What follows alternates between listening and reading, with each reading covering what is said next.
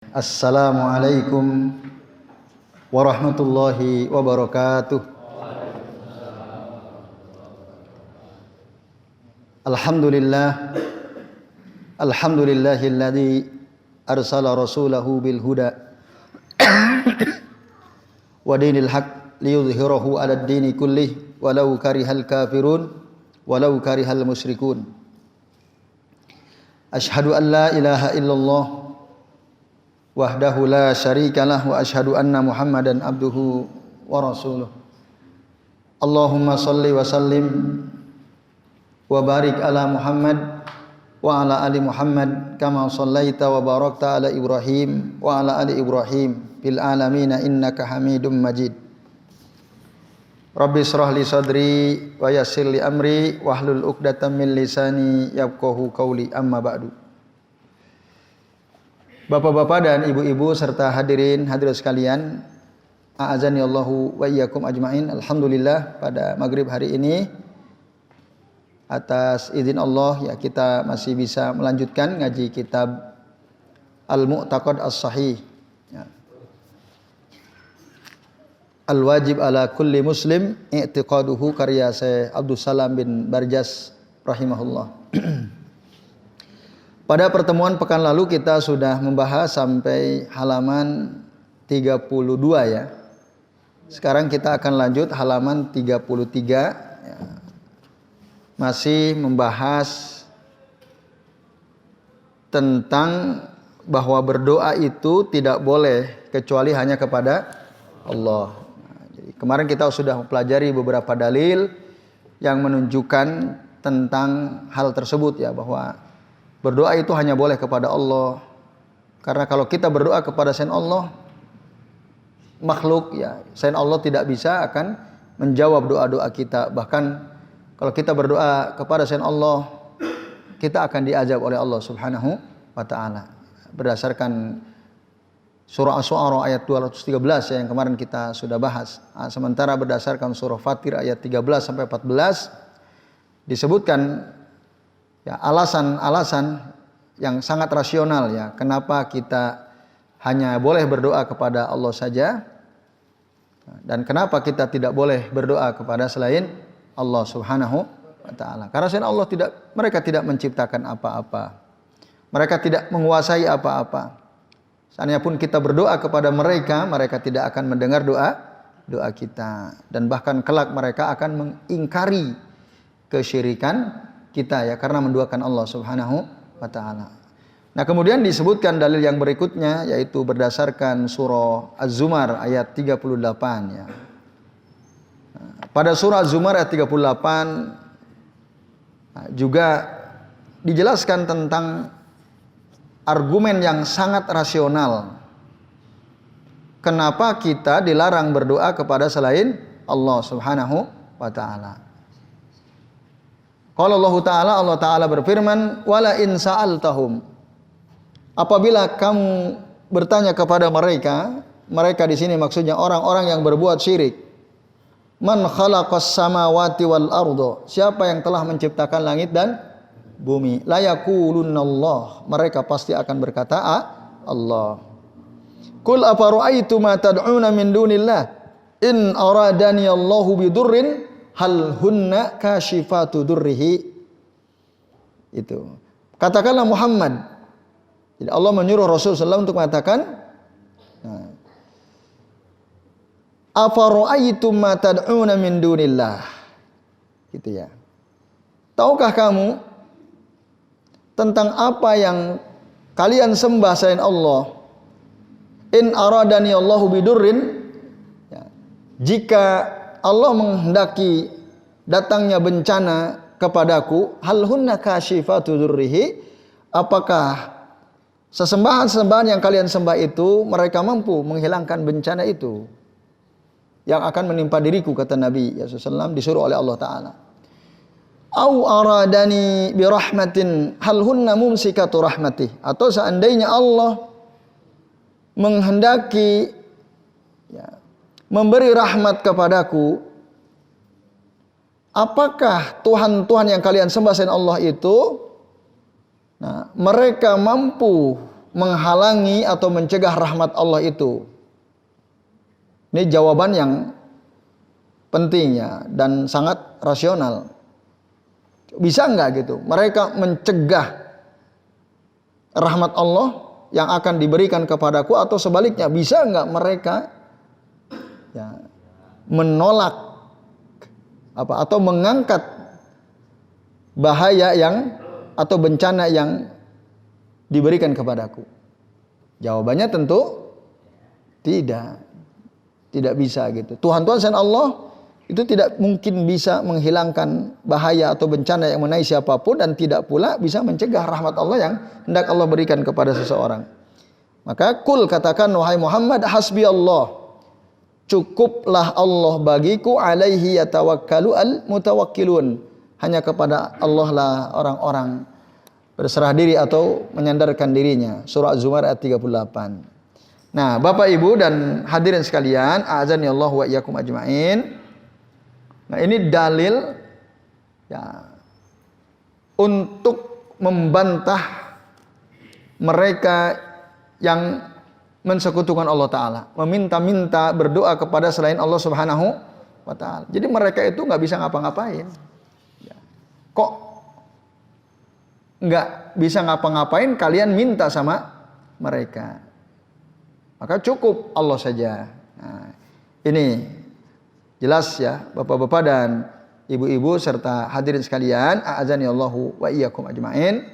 Jadi ayat ini dengan tegas ya, di antara makna yang terkandung di dalamnya adalah bahwa selain Allah itu mereka adalah sesuatu yang lemah, tidak bisa mencegah, tidak pula bisa menghilangkan sesuatu yang oleh Allah ditetapkan akan mengenai seseorang. Jadi ini ya faedah penting yang kita bisa ambil dari surah Az-Zumar ayat 39, ayat 38 maaf. Kemudian dalil berikutnya yang terakhir, Bapak Ibu sekalian, kenapa kita tidak boleh berdoa meminta-minta kepada selain Allah? Di dalam Al-Quran surah Al-Ahqaf ayat 4-5 Allah Ta'ala berfirman, Qul ara'aitum ma tad'una min dunillah. Katakan Muhammad, ya, terangkanlah kepadaku tentang apa yang kalian sembah, tentang apa yang kalian berdoa kepadanya selain Allah. Aruni madza khalaqu minal ardh. Coba perlihatkan kepadaku apa yang telah mereka ciptakan ya, dari bumi.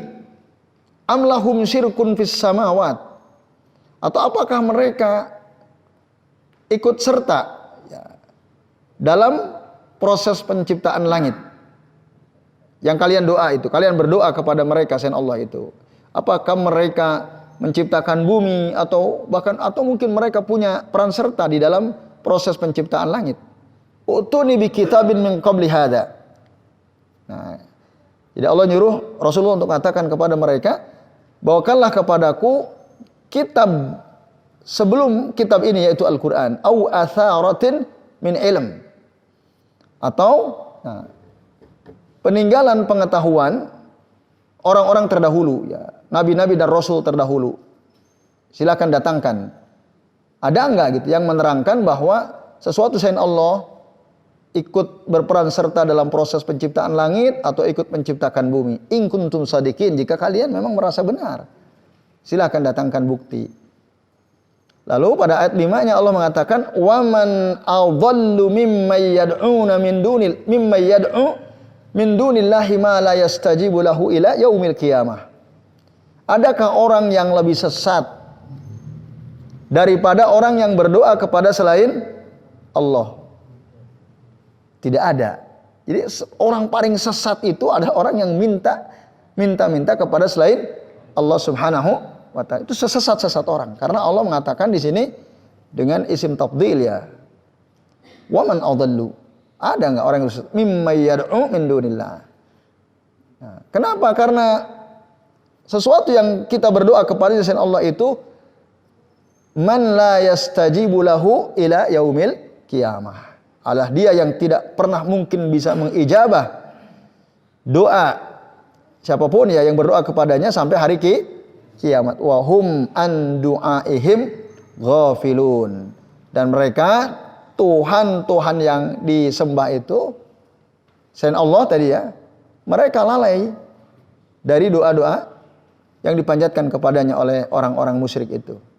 Jadi selain mereka tidak bisa menjawab, mereka juga lalai dari doa yang dipanjatkan kepadanya.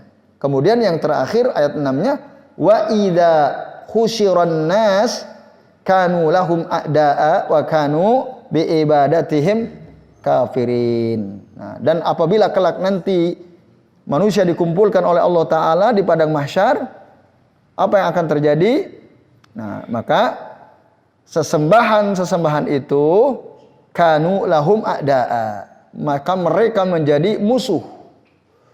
Bagi siapa? Bagi ya kita yang menyembahnya. Kalau ada di antara kita menyembah gitu ya, atau manusia yang menyembah dia, justru Tuhan-Tuhan yang mereka sembah selain Allah itu akan menjadi musuh bagi mereka. Wa kanu bi ibadatihim kafirun. Dan mereka mengingkari ibadah-ibadah yang dilakukan oleh orang-orang tersebut ya kepada dia, atau doa-doa yang dipanjatkan kepadanya, itu nanti akan diingkari. Nah, ini bapak-bapak dan ibu-ibu serta ikhwas sekalian. Ya, kalau kita kemarin sering memberi contoh gitu ya, ada orang setiap kali dia punya hajat datang ke kuburan orang soleh dengan keyakinan bahwa orang soleh yang sudah mati yang ada di kuburannya itu bisa membantu dia mengabulkan hajatnya. Gitu. Kelak nanti ketika dibangkitkan akan jadi musuh dan akan mengingkari. Nah ini. Jadi sungguh sangat hina ya kalau ada orang kok berdoa kepada selain Allah, menjadikan sesuatu yang tidak diizinkan oleh syariat untuk dijadikan wasilah gitu ya. Itu terhina kelak nanti dia di akhirat. Nah, ini Bapak sekalian, a'adzani Allah wa iyyakum ajmain. Itu dalil yang terakhir ya. Jadi kesimpulan penting dari ayat yang tadi kita bahas ini, surah Al-Ahqaf ayat 4 sampai ayat 6 ini, bahwa orang yang berdoa kepada selain Allah itulah orang paling sesat. Sesat-sesatnya orang. Yang ngomong siapa? Allah. Wa man adallu mimman yad'u min dunillah. Nah, itu. Yaitu kesimpulan penting sekali ya. Jadi janganlah kita berdoa kepada selain Allah. Kemudian dalil terakhir dari hadis Nabi ya sallallahu alaihi wasallam ya, dari Nu'man bin Bashir radhiyallahu anhu, dia mengatakan qala Rasulullah sallallahu alaihi wasallam ad-du'a huwal ibadah. Doa itu adalah ibadah. Karena doa ibadah maka tidak boleh kita ya lakukan itu kepada selain Allah ya subhanahu wa ta'ala. Karena berdoa itu perintah. Kita disuruh oleh Allah Ta'ala untuk berdoa, yang kemarin sempat juga kita singgung kan, dalam Al-Quran jelas dalilnya. Dalam surah Ghafir ayat 60 itu kan, wa qala rabbukum ud'uni astajib lakum. Dan berkata Tuhan kalian, berdoalah kalian kepadaku maka aku akan ijabah doa kalian. Itu diperintah. Maka ad-du'a huwal ibadah. Ini hadis sahih ya.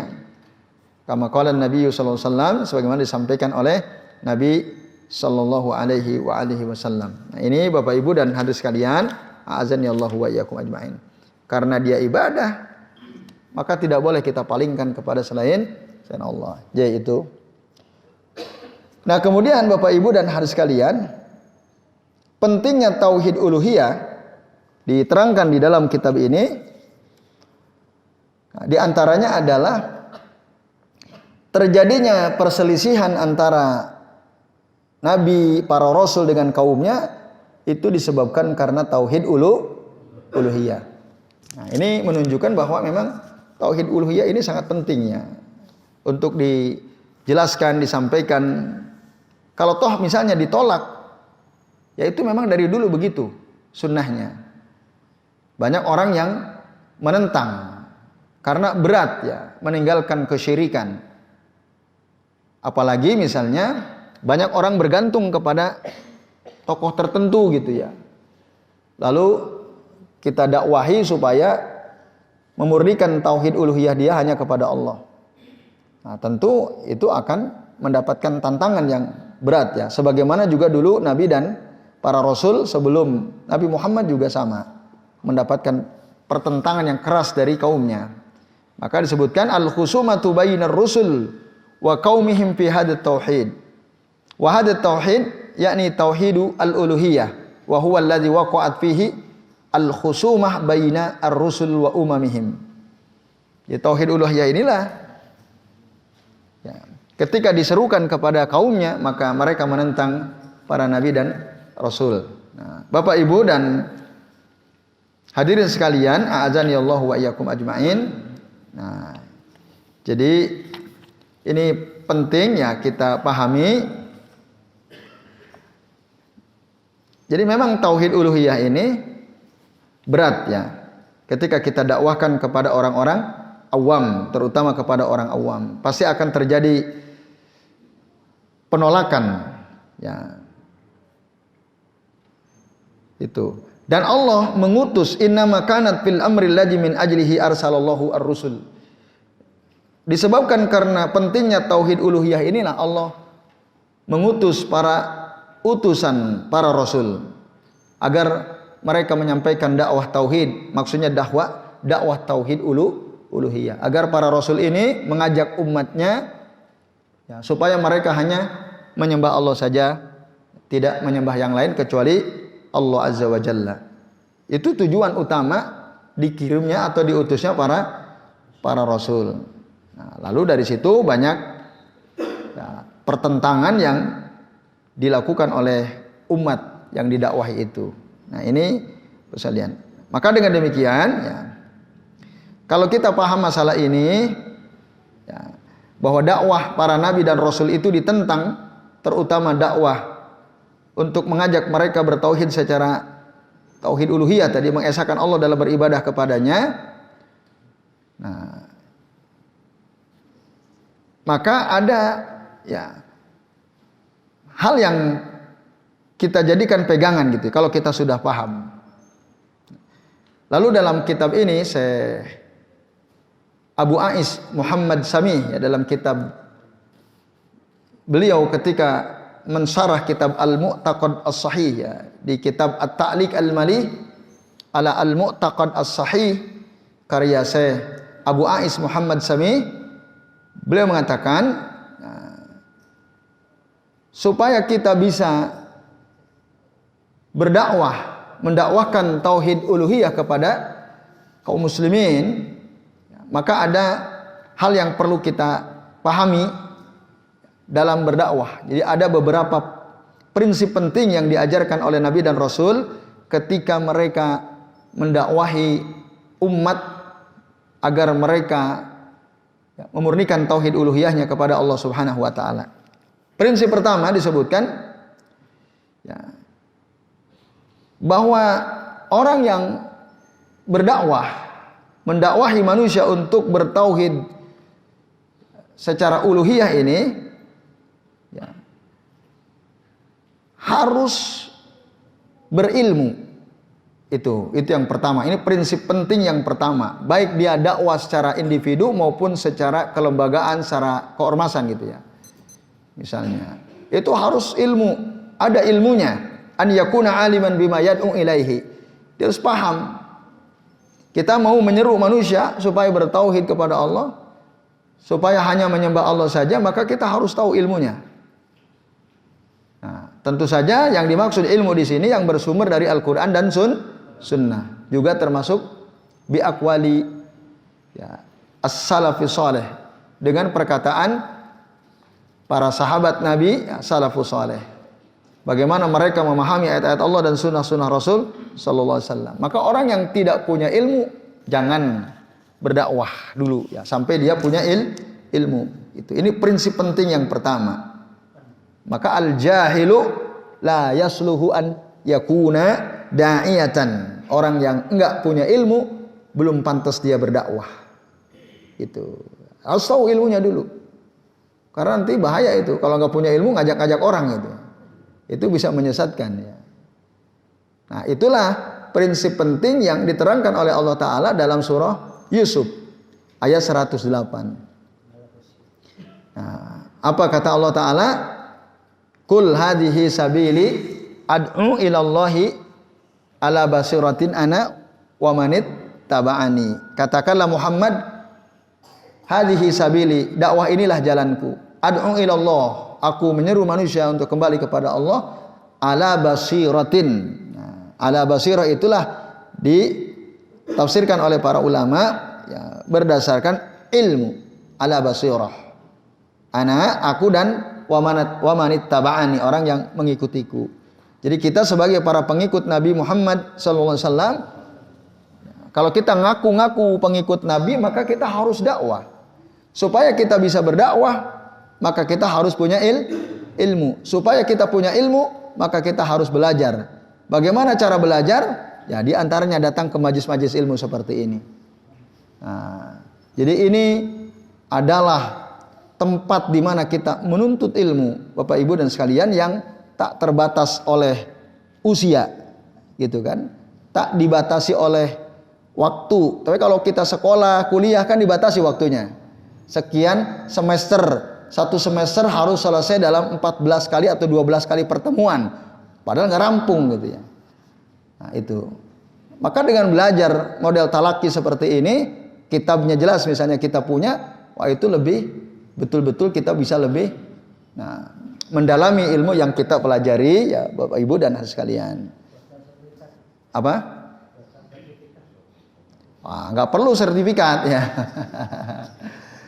Ya, yang penting amalnya ya. Ngapain punya sertifikat kalau dia tidak beramal kan gitu. Nah, itu. Dan ini model-model belajar seperti ini kan memang murni yang kita ingin dapatkan ilmu. Beda kalau kita belajar di lembaga pendidikan kan. Yang dikejar apanya? Ijazahnya, kertasnya yang kita kejar kan. Nah, kadang-kadang nggak masuk pun nggak apa-apa, malah malas, nanti yang penting ada presensi kan gitu. Ujian ikut kan gitu. Tapi ketika kita belajar dengan model seperti ini, yang datang itu betul-betul memang ingin ya mempelajari ilmu-ilmu Allah Subhanahu wa taala. Nah, ini jadi supaya kita bisa berdakwah, maka tadi prinsip pertama harus dipelajari ilmunya. Ini Bapak Ibu dan hadirin sekalian, a'azanillahu wa iyyakum ajmain. Nah, ini salah satu cara kita ya, kita hadir di majelis ilmu supaya kita berilmu. Nah, maka tadi satu, kita perlu punya kitabnya. Yang kedua ya kita catat keterangan-keterangan yang penting yang tidak didapatkan di kitab, ada keterangan tambahan itu kita catat sehingga bisa meluaskan ilmu kita atau wawasan kita. Nah, ini Bapak Ibu dan hadirin sekalian, a'azanillahu wa iyyakum ajmain. Nah, ini. Dan itu dipraktekkan oleh Nabi ketika beliau mengajarkan para sahabat. Jadi sebelum beliau menyuruh dakwah kepada para sahabat, diajarin dulu oleh Nabi. Misalnya disebutkan dalam satu riwayat sahih, saat Nabi mau mengirim Mu'ad bin Jabal ke negeri Yaman, Nabi memberikan ilmu dulu kepada Mu'ad. Ya, kata Nabi, innaka ta'ti qauman ahla kitabin. Sesungguhnya engkau wahai Mu'ad akan mendatangi suatu kaum, mereka itu dari ahlul kitab. Fad'uhum ila sahadati alla ilaha illallah wa anni rasulullah. Ya, serulah mereka untuk mengucapkan dua kalimat syahadat, ya. Memberikan kesaksian bahwasanya tidak ada Tuhan yang berhak disembah kecuali Allah dan bahwasanya aku ini adalah utusan Allah. Wa fa in hum ata'uka lidzalik fa'alimhum, dan seterusnya. Kalau mereka mentaati engkau dalam dua kalimat syahadat ini, maka ya ajarkanlah mereka misalnya tentang sholat, ajarkan mereka tentang zakat, ajarkan mereka tentang haji dan seterusnya. Itu Rasul memberikan ilmu dulu kepada Mu'ad. Tentu saja Mu'ad sudah tahu ya, misalnya hal-hal yang berkaitan dengan sholat, dengan zakat, dengan haji, itu sudah paham. Nah, tapi sebelum itu kata Rasul, seru dulu mereka untuk mengucapkan dua kalimat syahadat. Nah, ini bukti ya konkret bahwasanya ketika akan berdakwah itu harus punya dulu ilmunya. Itu prinsip pertama. Yang kedua, Bapak-bapak dan ikhwas sekalian, a'azanillahu wa iyyakum ajmain, ya. La budda an ya'mala bima yad'u ilaihi. Nah, seorang dai itu ketika dia sudah punya ilmu, maka dia harus mengamalkan ilmunya. Jadi harus jadi amal ilmunya. Karena kalau ya seorang yang berilmu mendakwahkan ilmunya sementara dia tidak mengamalkan ilmunya. Nah, tentu orang akan sulit ya menerimanya karena kita yang mendakwahkannya saja tidak mengamalkan ilmunya. Maka dulu Nabi Syuaib ya alaihi salam sebagaimana diterangkan oleh Allah dalam surah Hud ayat 88, beliau mengatakan wa ma uridu an ukhalifakum, aku tidak ingin menyelisihi kalian ila ma anhaakum anhu, kepada apa yang aku larang kalian darinya. In uridu illal islah, yang aku inginkan adalah perbaikan. Mastata'tu, semampu aku, kata Nabi Syuaib.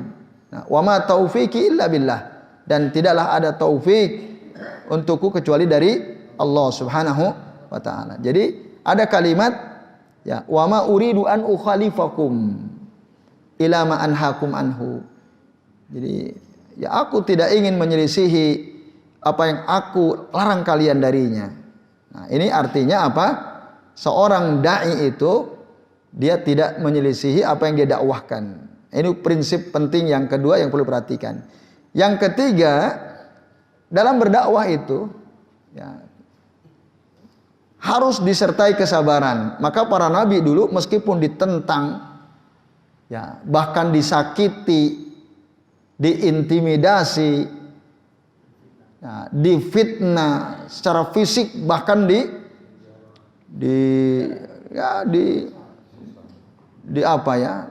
disakiti. Nabi kan Rasulullah Muhammad SAW secara fisik kena nggak beliau?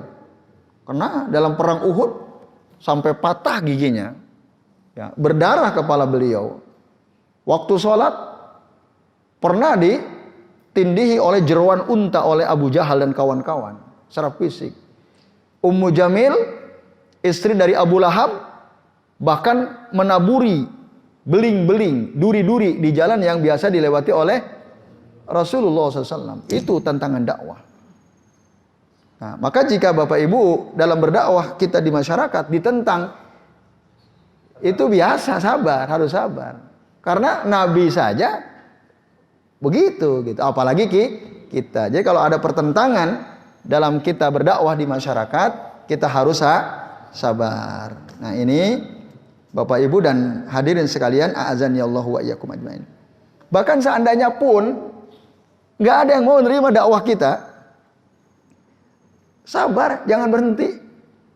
Seandainya kita dakwah di satu kampung gitu ya, orang semua nggak terima, itu jangan berhenti, terus berdakwah. Karena dulu saja ada nabi yang berdakwah nggak ada yang nerima, nggak ada yang nerima. Bahkan ada nabi tidak ada satupun pengikutnya. Itu ada. Kata Nabi SAW, ya, dalam hadis sahih beliau mengatakan, ya, hatta yaji'an nabiyyu wa laisa ma'ahu ahadun. Kelak nanti di akhirat itu, ketika Allah bangkitkan, ada nabi, ketika dibangkitkan tidak ada seorang pun yang ikut dengannya. Karena masyarakat yang didakwahinya nggak ada yang nerima dakwahnya. Itu. Bahkan Nabi Nuh alaihi salam diutus oleh Allah Subhanahu wa taala, usianya sampai alfusanatin ila khamsina sana. 950 tahun berdakwah. Kita paling berapa tahun? 40 tahun, 50 tahun kita dakwah ya. Kalau usia kita katakanlah sampai 70 tahun. Kita mulai dakwah di usia 20 tahun misalnya. Berarti kan 50 tahun tuh. 70 tahun kita wafat misalnya. Ini 950 tahun. Nah, wa ma adzalika qala Allahu azza wa jalla. Bersamaan dengan itu Allah azza wa jalla berfirman dalam surah Hud ayat 40. Apa kata Allah? Wa ma amana ma'ahu illa qalila. Atau illa qalil afwan. Wa ma amana ma'ahu illa qalilun. Tidak ada yang beriman, ya, menerima dakwah Nabi Nuh kecuali sedikit. Nah, afradun ma'dudatun tu'addu 'alal asabi'i hiya allati amanat fi hadzal umril madid. Jadi pengikut Nabi Nuh itu bisa dihitung dengan jari. Padahal dakwahnya sampai 950 tahun. Ya, ini Bapak Ibu dan harus sekalian, tapi tetap sabar gitu. Pun begitu dengan Rasulullah sallallahu alaihi wasallam.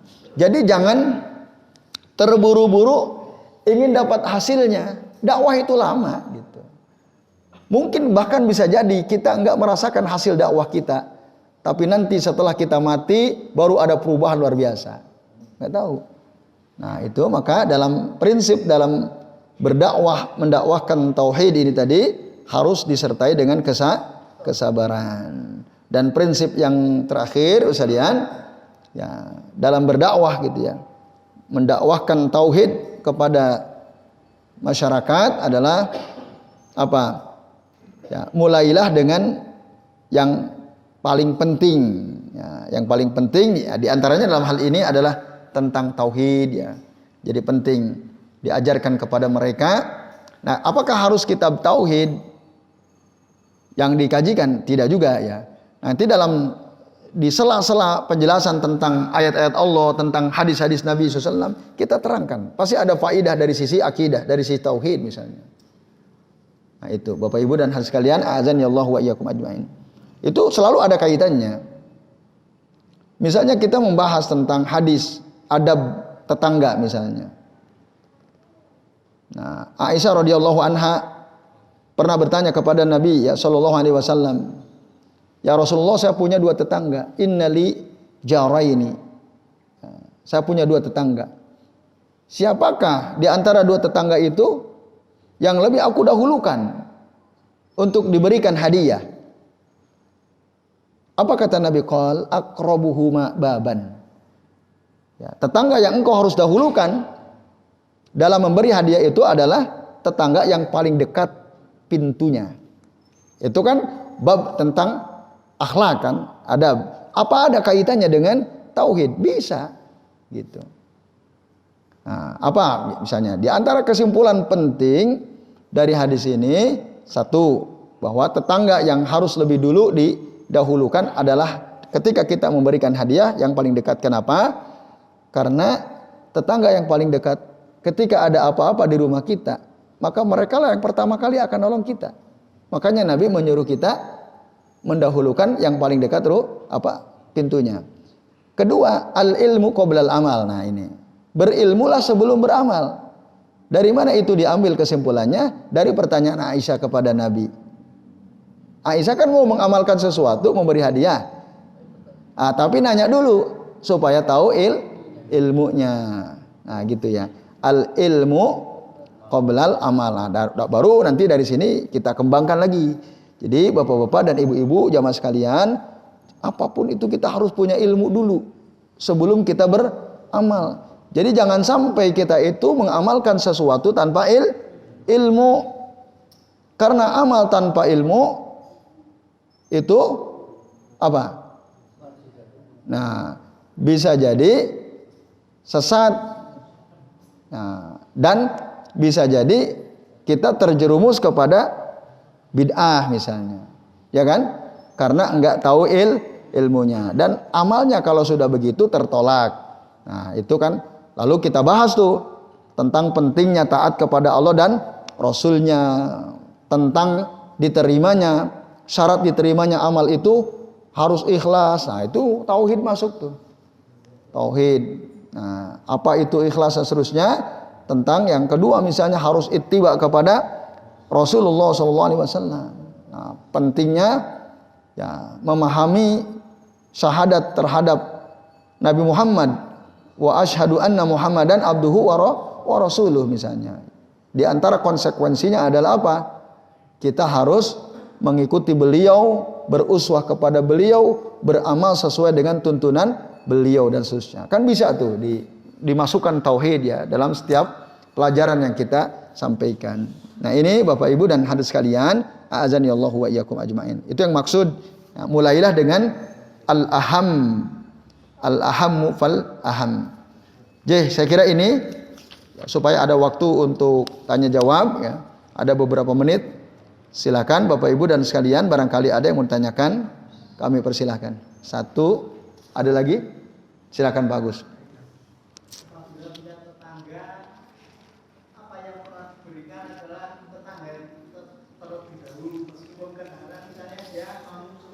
Ya. Maksudnya ada tetangga kita non muslim, tapi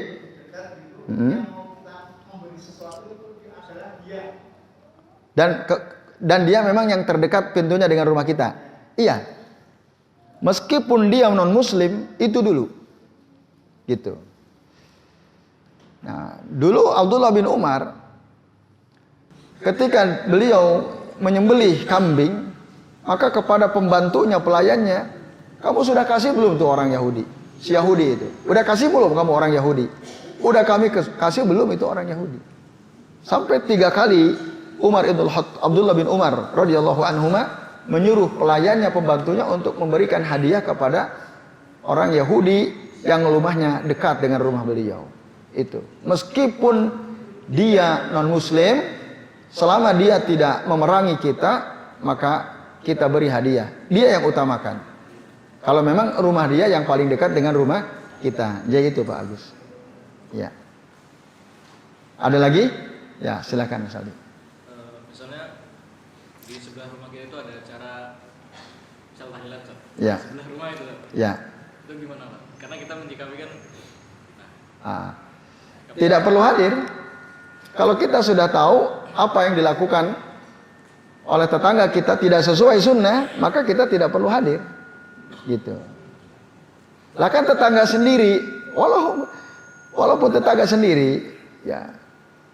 Kalau yang dilakukan di rumah tetangga kita itu ya, sesuatu yang tidak sesuai tuntunan Nabi, maka tidak perlu kita hadiri itu.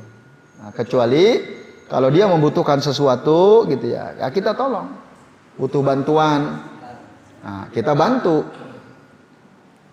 Undangan, selama undangan itu tidak bertentangan dengan syariat, ya, tidak bertentangan dengan yang dicontohkan oleh Nabi, ya kita hadiri.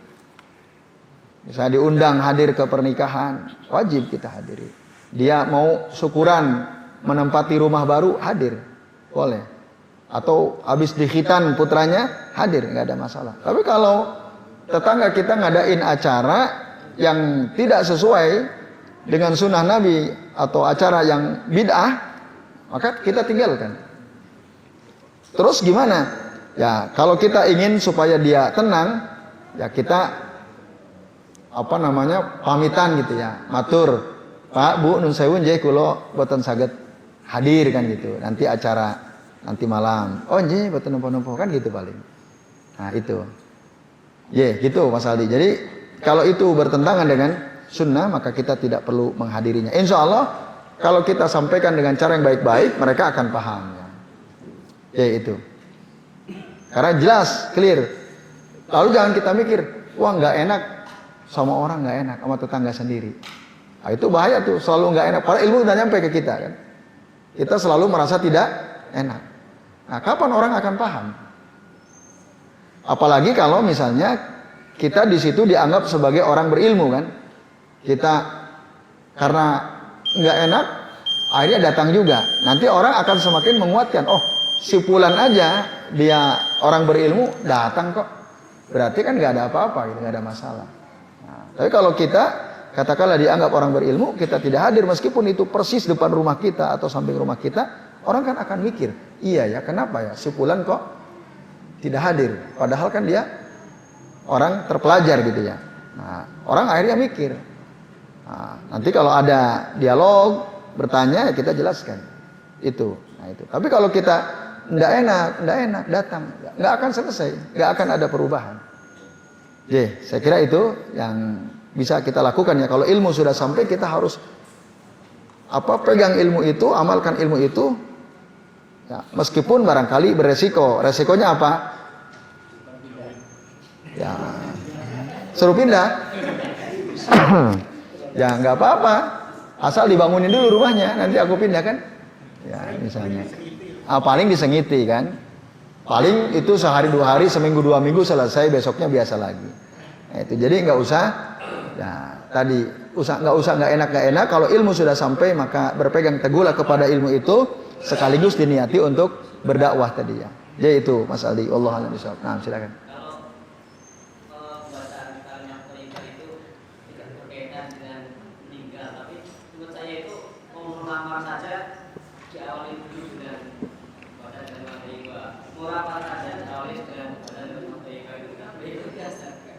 Maksudnya mau ngelamar gimana tuh? Melamar perempuan kumpul dulu maksudnya. Dulu sebelum kita melakukan bersama dan membaca kalimat thayyibah. Ya. Ya. Terus ada doanya juga. Tahlil dulu, ada doanya, baru nanti besoknya melamar gitu. Ya. Tahlilannya kurang. Sama satu lagi Ustaz. Ya, silakan. Dalam masalah kita punya ilmu dalam berdakwah itu saya pernah membaca satu pernyataan kalau kita itu belajar agama tapi kita belum paham juga. Itu jangan sampai kita itu putus asa. Ya. Walaupun kita nanti akhirnya meninggal tapi belum sampai paham. Tapi kita itu akan dihisab tetap dihisab sesuai dengan apa yang kita lakukan gitu loh. Jadi masalah paham atau enggak itu nanti hidayah dari Allah.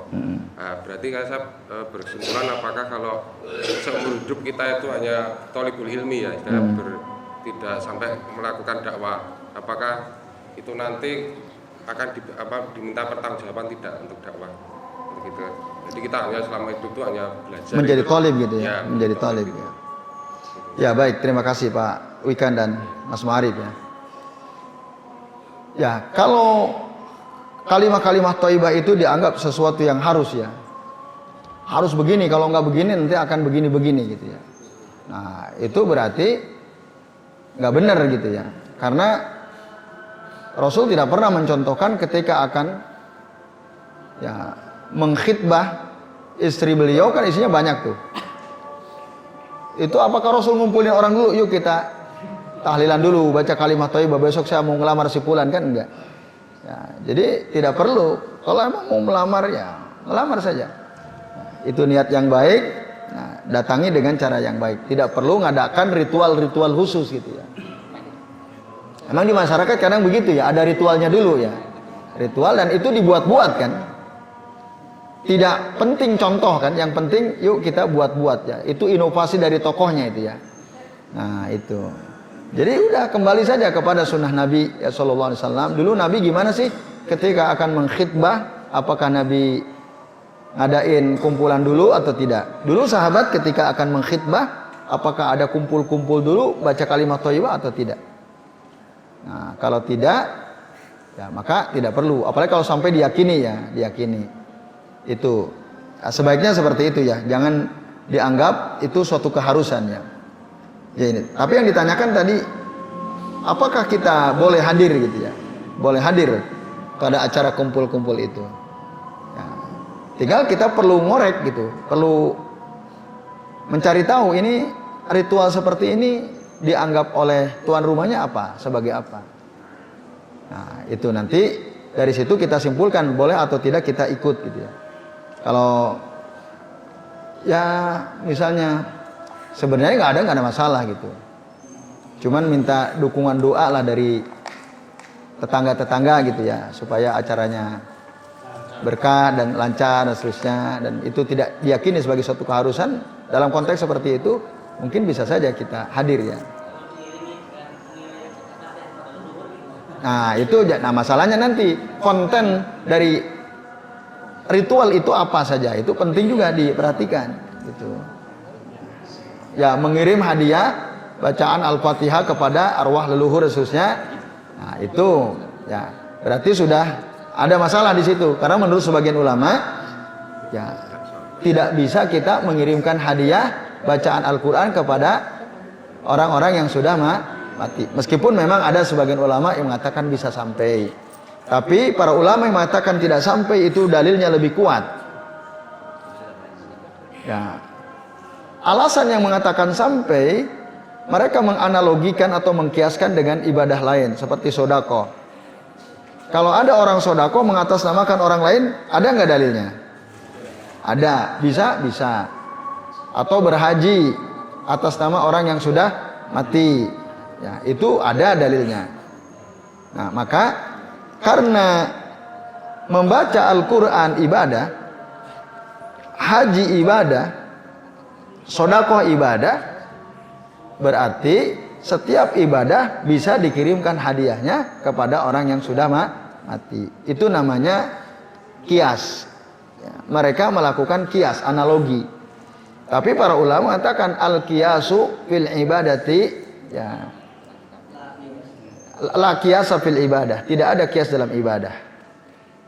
Dalilnya sendiri-sendiri gitu. Jadi jika sedekah itu ada dalilnya, haji itu ada dalilnya, sementara Al-Qur'an tidak ada. Mengirimkan hadiah baca Al-Qur'an tidak ada, berarti ya tidak nyampe itu. Jadi tidak perlu. Nah, itu. Maka tadi konten acara ritual itu juga perlu diperhatikan. Jika seperti itu, maka ya lebih baik kita tidak mengikutinya itu. Ya. Mungkin langkah-langkah awal bisa begitu ya. Jadi menghindari hal-hal yang bid'ahnya tapi tetap hadir pada yang tidak ada unsur bid'ahnya. Mungkin bisa ya. Atau ya tidak datang sama sekali juga tidak ada masalah, kita pamit ya, saya tidak bisa hadir dan seterusnya. Itu Mas Ma'arif, Allah alam. Terakhir Pak Wikan, tugas kita ini adalah menuntut ilmu.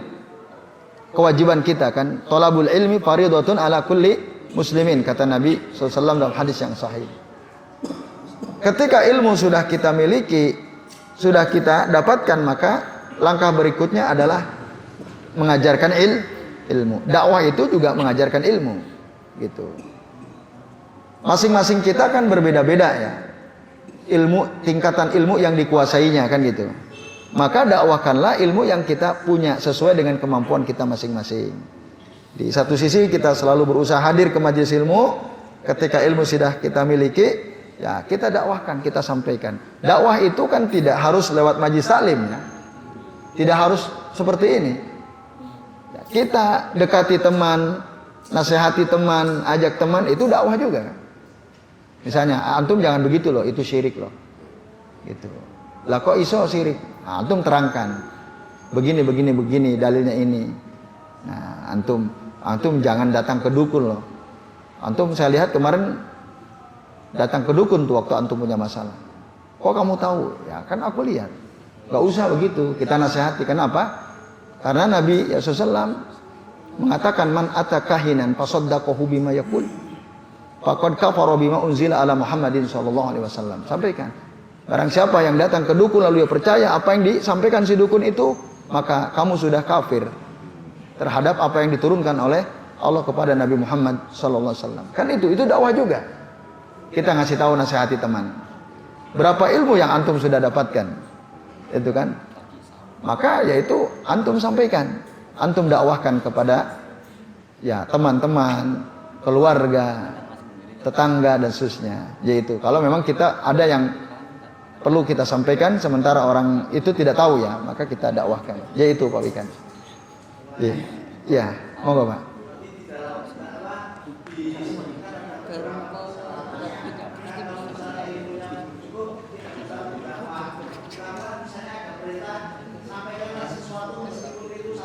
Ya. Ya itu ilmu. Satu ayat itu ilmu. Kan ilmu itu dari Al-Quran dan Sunnah. Iya. Iya. Ya itu ilmu. Contoh kan gini. Kita tahu satu ayat tentang pentingnya berdoa, ya kan? Surah Ghafir ayat 60 misalnya. Wa qala rabbukum ud'uni astajib lakum. Innal ladzina yastakbiruna an ibadati sayadkhuluna jahannama dakhirin. Kita tahu ilmu, hafal kita itu. Hanya itu yang kita tahu sementara. Sampaikan itu. Kan ilmunya ada sudah. Kamu berdoalah sama Allah gitu. Karena berdoa itu kan disuruh oleh Allah. Bahkan kalau kamu nggak berdoa, sombong kamu. Dianggap sombong oleh Allah Ta'ala. Dalilnya antum sebutkan, kita sebutkan. Dalam Al-Quran, surah Al-Ghafir ayat 60 begini. Nah, itu kan ilmu. Walaupun satu ayat gitu. Baik. Ini Bapak sekalian, alhamdulillah mari kita akhiri ya kajian kita dengan baca doa kafaratul majlis. Subhanakallahumma wa bihamdika asyhadu an la ilaha illa anta astaghfiruka wa atubu ilaik. Mohon maaf bila ada kesalahan. Wassallallahu ala Muhammadin wa ala alihi wa sahbihi wa baraka wa sallama alaihim ajma'in billahi taufiq wal hidayah. Wassalamu alaikum warahmatullahi wabarakatuh.